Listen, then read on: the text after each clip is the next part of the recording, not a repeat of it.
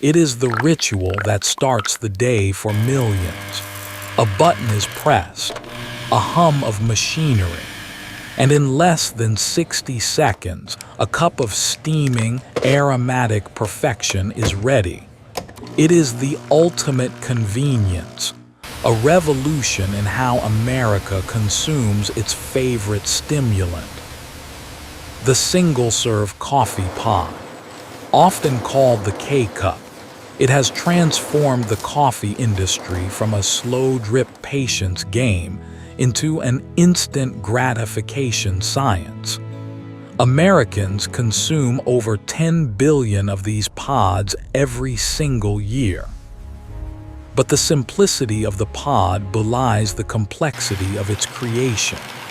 It is a journey that spans the globe, from the volcanic soils of the bean belt to the high-tech, nitrogen-flushed packaging lines of the mega factory. It involves a supply chain that tracks the chemical maturation of a cherry, a roasting process governed by thermodynamics, and a packaging system that must hermetically seal freshness against the ravages of oxygen. How do you capture the volatile aroma of a roasted bean and lock it inside a plastic cup for a year?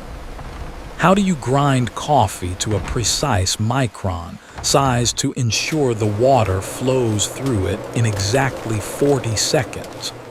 And how do you manufacture millions of units a day with zero defects? From the mountain slope to the brewing chamber, this is the mega process of the single-serve coffee pod. Our journey begins between the tropics of Cancer and Capricorn, the bean belt.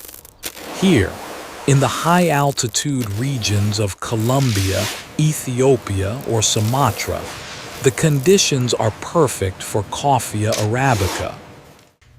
Unlike the Robusta beans used in instant coffee, the premium pod market demands arabica. These trees are finicky. They require specific altitude, typically above 4,000 feet, where the nights are cool.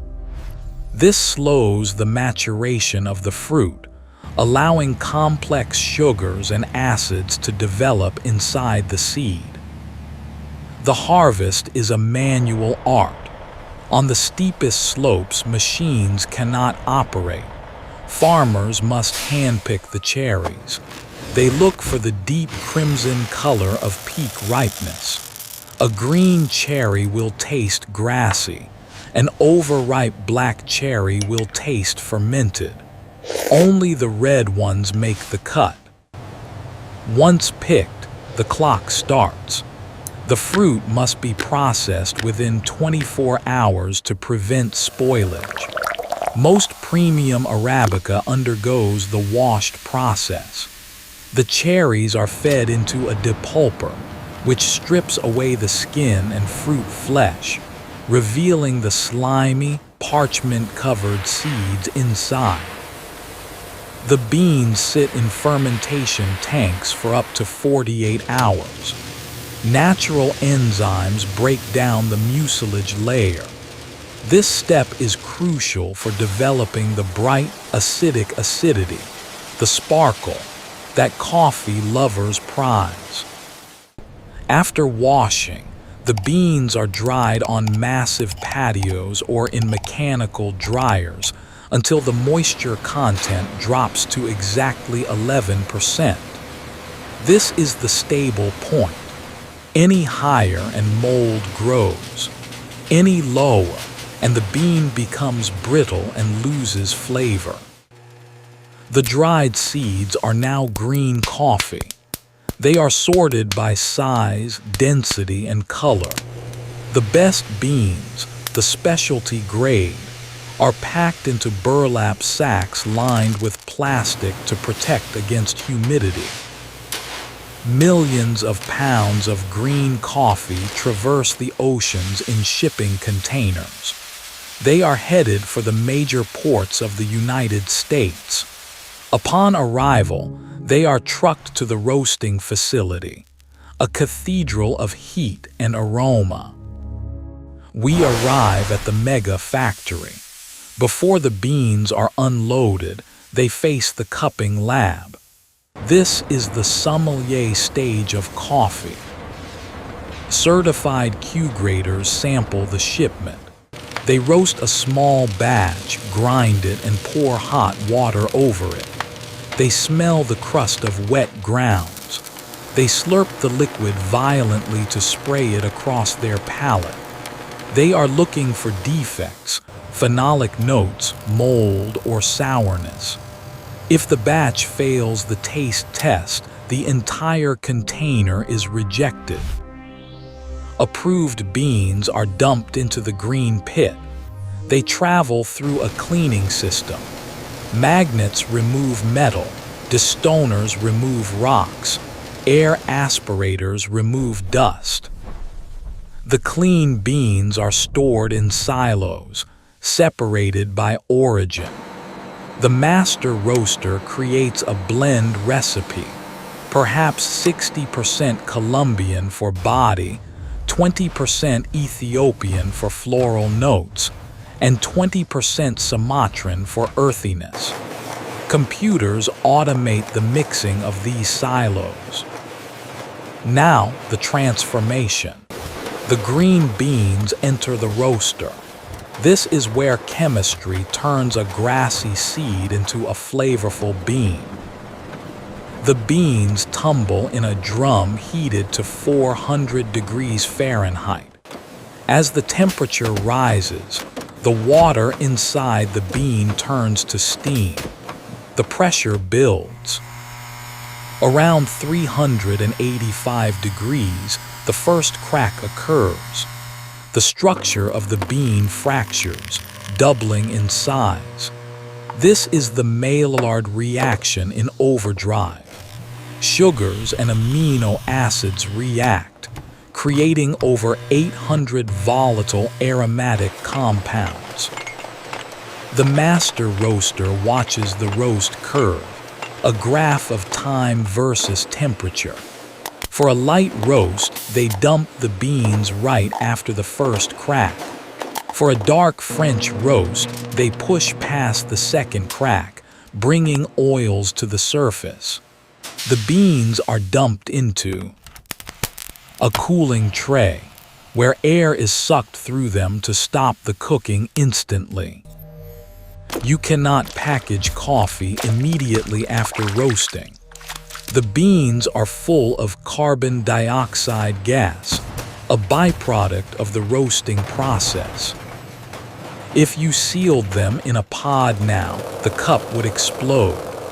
The roasted beans must rest in degassing silos for 24 to 48 hours. This allows the bulk of the CO2 to escape, stabilizing the bean for the next violent step, the grind. We enter the grinding room. For a K-cup, the grind size is critical. If the particles are too fine, the water will clog and the machine will overflow. If they are too coarse, the water runs through too fast, creating weak, watery coffee. The factory uses multi-stage roller mills. The beans pass between water-cooled steel rollers that crush them with precision. This is not a random smash. It is targeted engineering. Quality control uses laser diffraction to measure the particle size distribution. They aim for a specific micron range, usually around 600 to 800 microns, optimized for the 45-second brew cycle of a pod machine. The moment coffee is ground, it begins to die. The surface area increases exponentially, exposing the oils to oxygen. Oxidation is the enemy of flavor. It makes coffee taste stale and cardboard-like within hours. To combat this, The entire packaging line is a modified atmosphere environment. The coffee travels through sealed tubes flushed with nitrogen gas. Nitrogen is inert.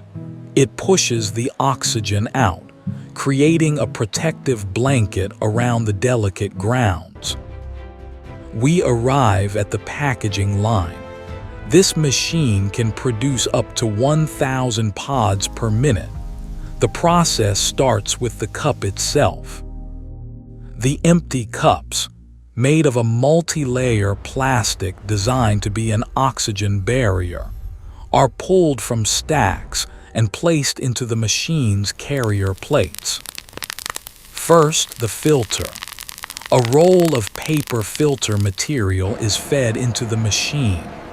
A die cuts a circle, and a mandrel pushes it into the cup, heat sealing it to the rim and the bottom.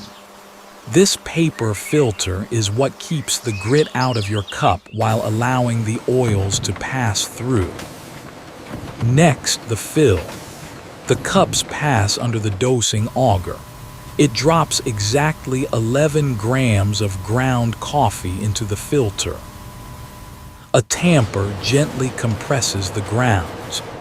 This creates a uniform puck that ensures the hot water will saturate the coffee evenly during brewing, preventing channeling where water bypasses the coffee. The filled cups move to the sealing station. A pre-cut aluminum foil lid is placed on top. A heated sealing head presses down on the rim. It melts the sealant layer on the foil, fusing it to the plastic cup. This creates a hermetic seal. The pod is now airtight. But is it perfect? As the pods leave the wheel, they pass under a high-speed vision system. Cameras check for skewed lids, weak seals, or coffee grounds on the rim. If a pod is imperfect, a jet of air blasts it into the reject bin. The finished pods travel to the cartoner. They are collated into counts of 12, 24, or larger. Robotic arms stack the boxes onto pallets. The pallets are shrink-wrapped and moved to the warehouse. Thanks to the nitrogen flushing and hermetic seal, these pods will remain fresh for up to a year. But the true genius of the pod is revealed only when you use it. Inside the brewing machine, 2 needles puncture the pod. One through the foil lid, Soil. one through the plastic Dark bottom. volcanic soil. Pressurized hot water enters through the top needle. The cup itself acts as the brewing chamber. The water saturates the grounds, extracting the solubles. The filter holds back the solids, and the brewed coffee flows out the bottom needle. It is a miniaturized version of the industrial extraction process, happening right on your counter. It is a marvel of modern logistics and engineering. From the cloud forests of the equator to the nitrogen-sealed environment of the packaging line. The single-serve pod has democratized gourmet coffee. It has taken the variability out of the brewing process, ensuring that every cup tastes exactly as the master roaster intended. Inside the coffee factory, the world's favorite bean is tamed, packaged, and delivered, one perfect cup at a time.